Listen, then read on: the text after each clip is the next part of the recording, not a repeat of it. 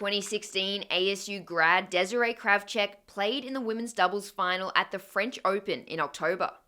That result moved her doubles ranking up to number 25 in the world. Being at the slams is obviously amazing, but playing in the finals of one is incredible, and it's a dream come true. Kravchuk credits her early success on the tour to her experience in college as a Sun Devil.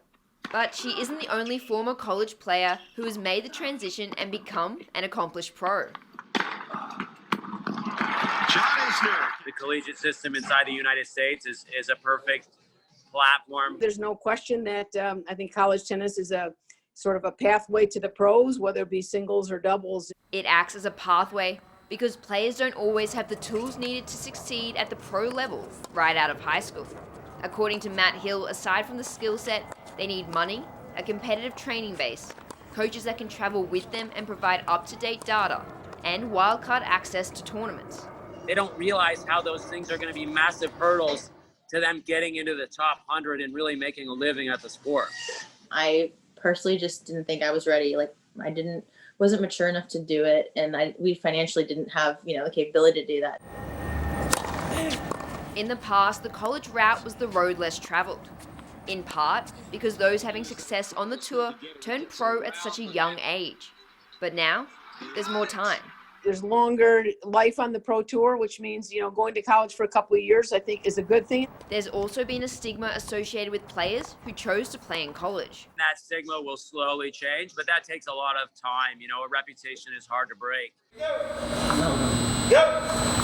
The biggest benefits to playing collegiately first: having more time to mature mentally and physically, improving time management, being guaranteed matches, and, if they stay all 4 years, a degree.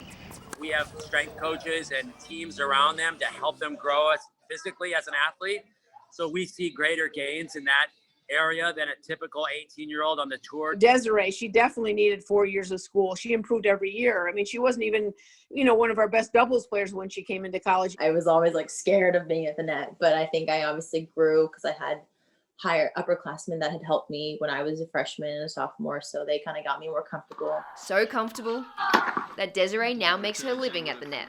I'm just all over, so it's it's kind of it is my strongest point. And it's the lessons learned in college from Coach McInerney that got her there. I totally remember she had a chair or a bench behind me. She's like, "Don't go back," and then we had our assistant coach firing balls at us, and I'm just I wanted to keep going back, but I couldn't. So, oh yeah, I remember those days.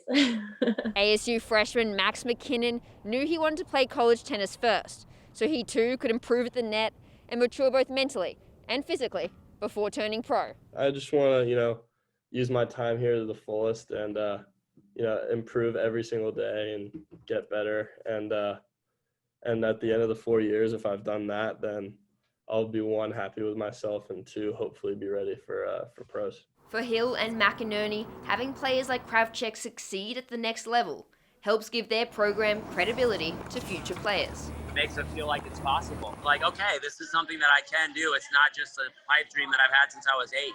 While McKinnon will continue working on achieving those dreams, Kravchuk gets to continue living out hers. For Cronkite News, I'm Rachel Phillips.